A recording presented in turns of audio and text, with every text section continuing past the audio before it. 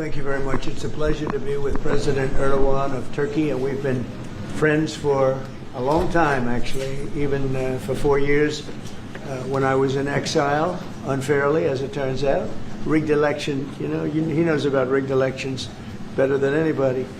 But when I was in exile, we were still friends. That's always a good way to find out, test of friendship. But he's a highly respected man. He's respected very much in his country and all throughout Europe and throughout the world where they know him. He's built a tremendous military, powerful military, uses a lot of our equipment. And it's an honor to have him at the White House. We're going to have a lunch together. We're going to have a discussion, big discussion. We do a lot of trade with Turkey, and we're going to continue. We're going to do some additional trade. They want to buy F-16s, F-35s, and some other things, and we're going to talk to them about that. And we're just going to have, I think, a very interesting couple of hours. We're going to get a lot done. But I have great respect for this man, and we've had a very good relationship for a long time. If you remember, he led Pastor Brunson. He freed Pastor Brunson. Pastor Brunson was put in jail for 35 years before I got there. This was a group that should have stopped it, and the president, after I called him, released him, which was a great thing for our Christian community, our evangelical community. The evangelicals really wanted that. It was very important to him, so I always remembered that. But he released him from 35 years in prison. And Pastor Brunson now is healthy, happy, and well. And we're very happy about that. But it's a great honor to have the President of Turkey with us. And how are you? Fine. Say a few words. And you? Great guy. Öncelikle bu ziyaretimizi Birleşmiş Milletler Genel Kurulu'yla iç içe olan bir dönemde gerçekleştirdiğimizden dolayı arkadaşlarımla beraber çok mutluyuz.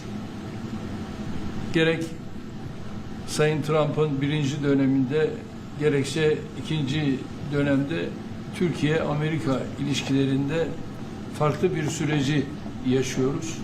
Kendilerinin de az önce ifade ettiği gibi gerek F-35 konusu, gerek F-16 konusu, gerekse Halk Bankası'yla ilgili aramızdaki ilişkiler konusunu bugün etraflıca görüşme fırsatı bulacağımıza inanıyorum. Heybeliada okuluyla ilgili ise orada üzerimize ne düşerse biz onu zaten yapmaya hazırız. Dönünce de Sayın Bartolomeo'yla bu konuyu görüşme fırsatı bulacağım. First, Mr. President, I am very pleased that this visit actually coincides with the 80th UNGA. So I am very pleased to be here with my colleagues and friends. And as we have said, during the first term of your presidency and during your second term, we are able to carry Turkey and U.S. relations to a much different level and process. And as you've said, we have an opportunity here today to be able to discuss some of the issues regarding the F-35, the F-16, and also the Halkbank case, and we will have an opportunity to thoroughly discuss them. And based on what you have mentioned regarding the Heybeliada school, we are ready to do whatever we can that falls on our part, and I will, when I get back, try to discuss this issue with the esteemed Mr. Bartholomos to discuss how we can move forward on that. Okay, very good. I would like to be able to do that. The Greek Orthodox Church was here, and they would really like to have some help. They need some help, and I said I'd mention it. We appreciate it. So this is a tough man. This is a guy who's highly opinionated. Usually I don't like opinionated people, but I always like this one. But he's a tough one, and he does an amazing job in his country. And we've had tremendous relationships, both having to do with war and having to do with trade. And I guess today we're talking about both. I'd like to have him stop buying any oil from Russia while Russia continues this rampage against Ukraine. And they've been fighting. They've lost millions of lives already. And for what? For what? It's disgraceful. And I said yesterday, let it keep going because their economy is absolutely terrible right now. And I think it's a shame that they're doing that, killing a lot of people unnecessarily. 7,818 people were killed last week, mostly military people, their people, and Ukrainians. More Russians, actually, than Ukraine, a little bit more. But it's such a waste of human life, and so he ought to stop. Putin ought to stop. And with that, we'll get to a little bit of a discussion. We're going to make some great trade deals for both countries. We do a lot of business with Turkey. They build great products. They build beautiful, great products, really fantastic manufacturers. And we buy a lot from them, and they buy a lot from us. Would you have any questions, please? Thank you very much. You repeatedly called out Obama and Biden administrations for their stupid decisions. One example you gave was a refusal to sell the Patriot missile defense systems to Turkey, which resulted in the expulsion of the country from the F-35 program. Now, you are known to be a great deal maker in Turkey. What can you do to undo the stupidity? Yes, CNN. CNN? Well, because you sounded like a nice guy, but CNN is fake news. I mean, but you sound like the real deal to me, so I'll answer the question. We're going to be discussing the Patriot system, which is the best system. We'll discuss that. We're going to discuss the F-35. We'll be discussing all of the things that you know about and that some of that you mentioned.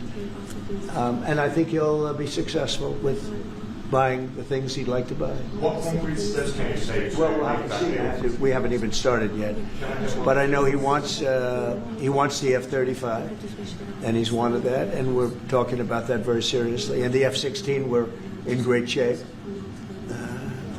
Certain other things he needed, as you know, and I'm going to see to it that we get that to him. He needs certain things, and we need certain things. And we're going to come to a conclusion. You'll know by the end of the day.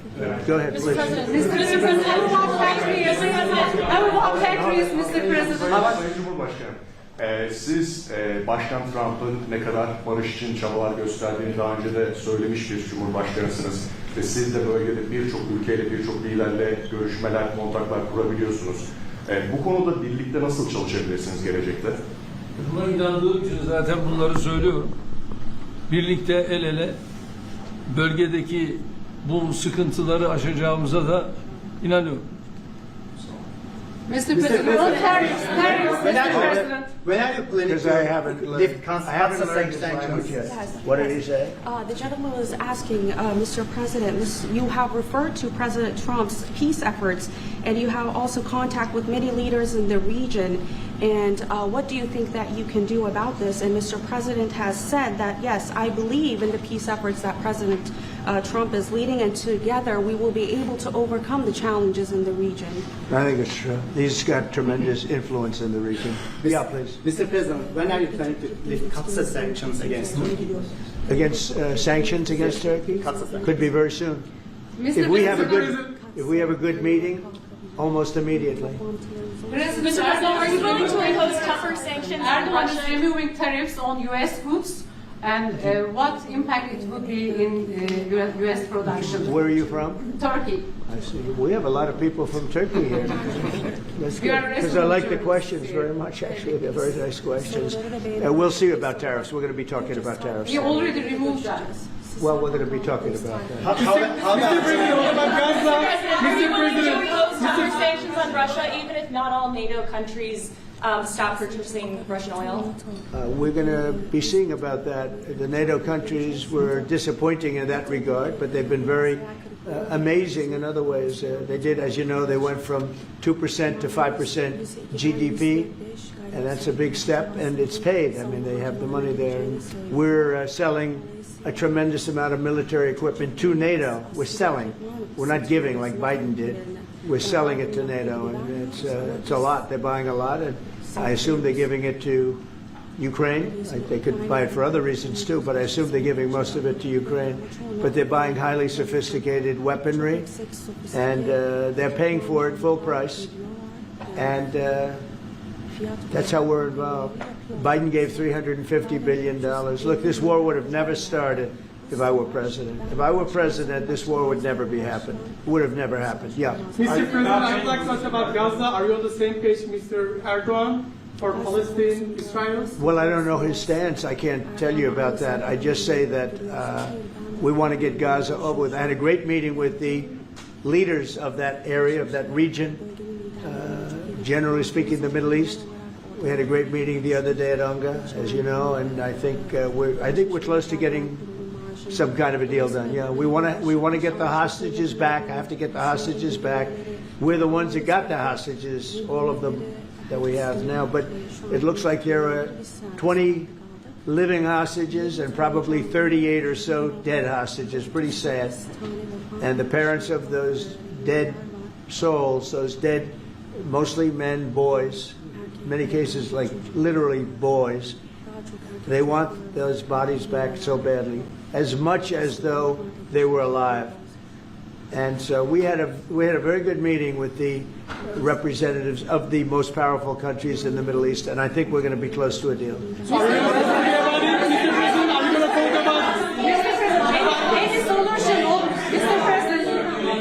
Mr. President, we've noticed that in the Ukrainian war and during the Israeli-Iran war, the airspace of the NATO countries is very fragile and it needs to be stronger. And in that sense, Turkey being the second largest army in NATO, it needs to support its air force and air defense.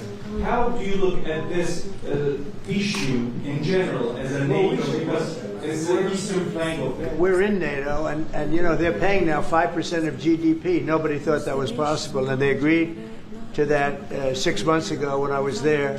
And the relationship is very good. The NATO countries, with us, is the strongest it's ever been. We used to complain that they're paying 2%, but they're not paying. The United States was paying almost everything. And now they're paying 5%, and they paid. And that's trillions of dollars. You know, we're talking about trillions of dollars. And they're spending that, giving that money to us, and we are giving them great defensive, you know, the Patriots and all of the different javelins, all the different missile systems and everything else that they want. But it's, it's trillions of dollars. So we appreciate that they did that. So they went from 2% to 5% of GDP, and that was something that nobody even would bring up. Biden should have brought it up a long time ago, because under Biden, we paid $350 billion, and all it did is make things worse. So we'll see how it goes. Go ahead, just finish. Yeah, go ahead. 35s to Turkey. Fighter jets, F-35s. We're talking about the fighter jets for Turkey. Yes, we are. Are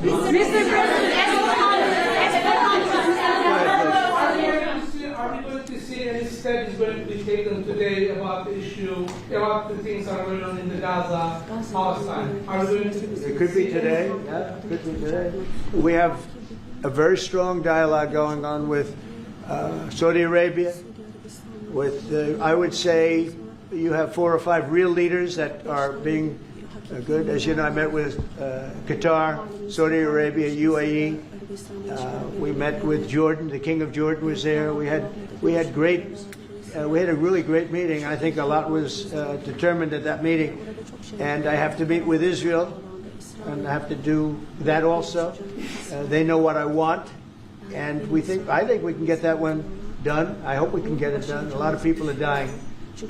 But we want the hostages back. We don't want them back, 1 this week, 1 and 2 months from now, 3 later, and like the way it's been going. We got them all back. We got a lot of them back. We got the American Alexander. We got the American hostages back.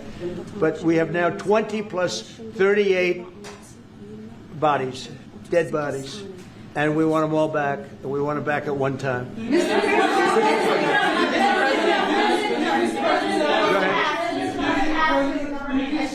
President Erdogan will help to release the hostages? Do I think what? Do you think President Erdogan will help to release the hostages? I don't know if he'll help in that. I don't really think we have. I don't think it'll be necessary in this case. I think we're going to be in a pretty good position. There are a lot of people that want that done. I met with great leaders. Look, you saw the people that were there, and great leaders. Egypt was also represented. We met with the leaders of that part of the world, and they want to see if they can get something done. And I'm going to have to tell Israel, let's go. We want to get the hostages back. Everybody wants to see that war over with, by the way. Everybody. So we're going to see what happens. Mr. President.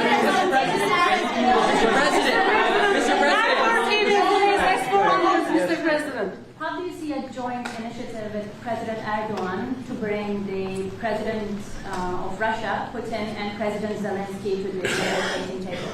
Well, I can tell you that President Erdogan is very respected by both of them. Everybody respects Erdogan. They really respect Erdogan. I do.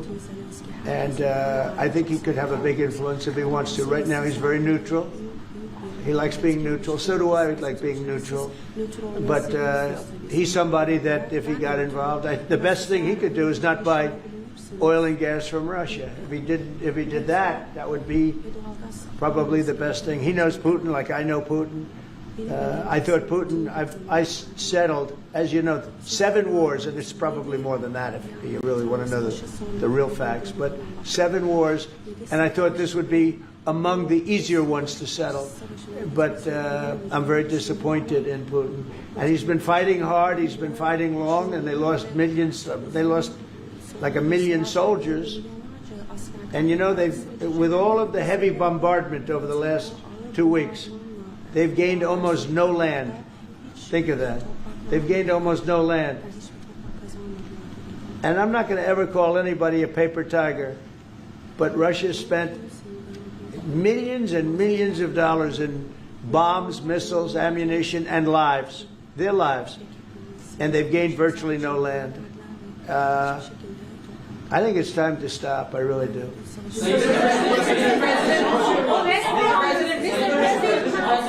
A few months ago, you met with Aliyev and Pashinyan. Can you follow up So on where? You met with Aliyev and Pashinyan, Azerbaijan President Aliyev and Pashinyan.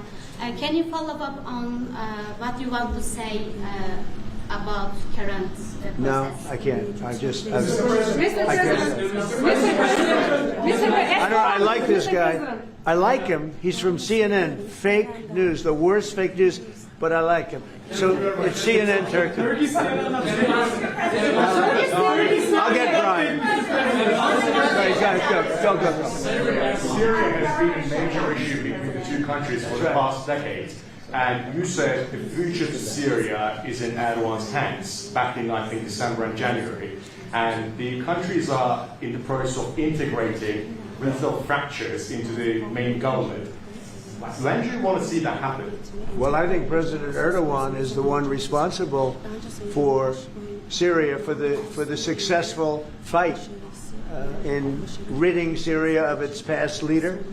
And I think this man is responsible. He doesn't take the responsibility, but it's actually a great achievement. They've been trying to do it for 2,000 years. I said, he does it. He did it. I mean, they're your surrogates. I think you should take the credit for it. I told him, take the credit. For 2,000 years, you've been trying to take over Syria. He took over Syria, and he doesn't want to take the credit. You know, all of those people are his surrogates. But the leader of Syria, the new leader, as you know, I took sanctions off in order to let them breathe because the sanctions were very strong. But I think we should have a major announcement today. He was responsible for that victory. It was a victory for Turkey because they've been fighting, as you know, for like 1,000 years.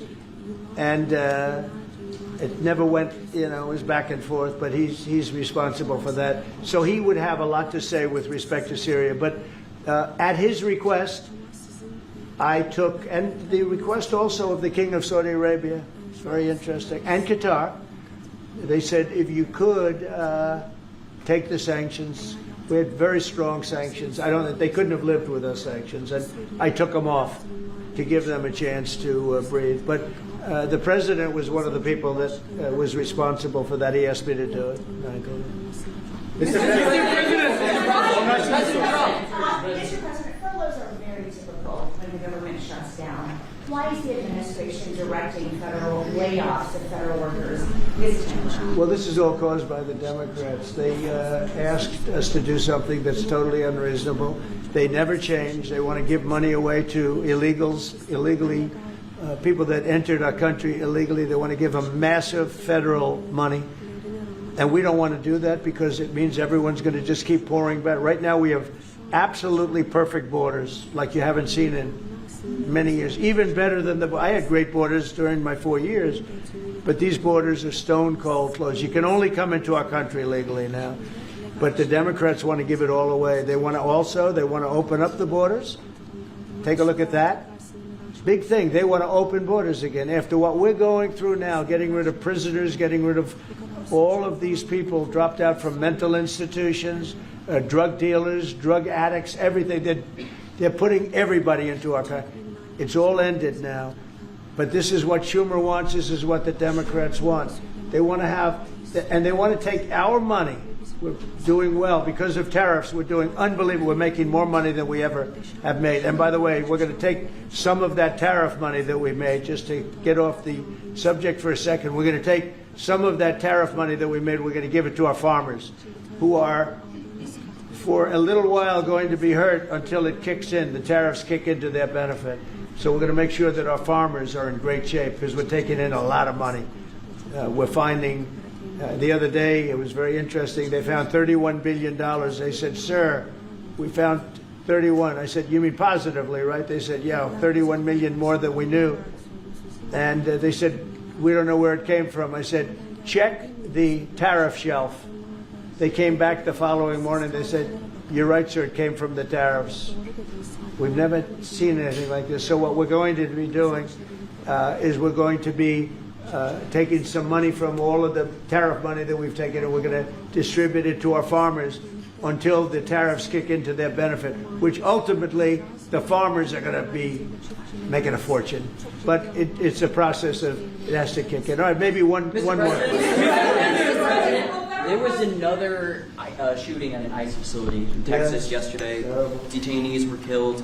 The FBI director posted on social media bullets that were engraved with the message anti-ICE. He just posted another thing on social media saying they recovered a handwritten note from the subject that read, "Hopefully this will give ICE agents real terror to think, is there a sniper with AP rounds on that roof?" Who do you hold responsible for the uptick in left-wing violence in the country? Radical left rhetoric.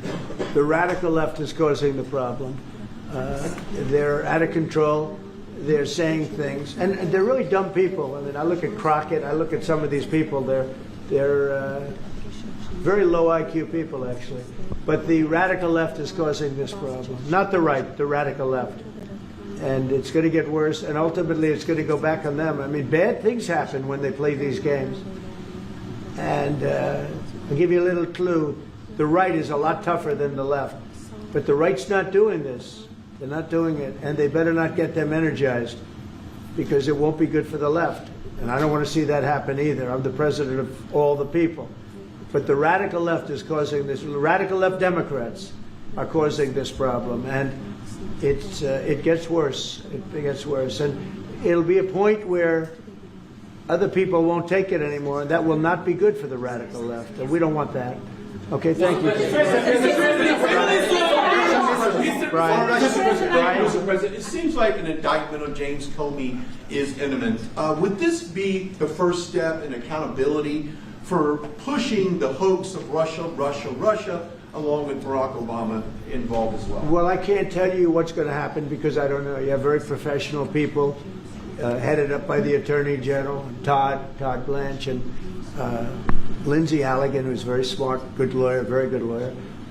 They're going to make a determination. I'm not making that determination. I think I'd be allowed to get involved if I want, but I don't really choose to do so. I can only say that Comey's a bad person. He's a sick person. I think he's a sick guy, actually. He did terrible things at the FBI. And but I don't know. I have no idea what's going to happen.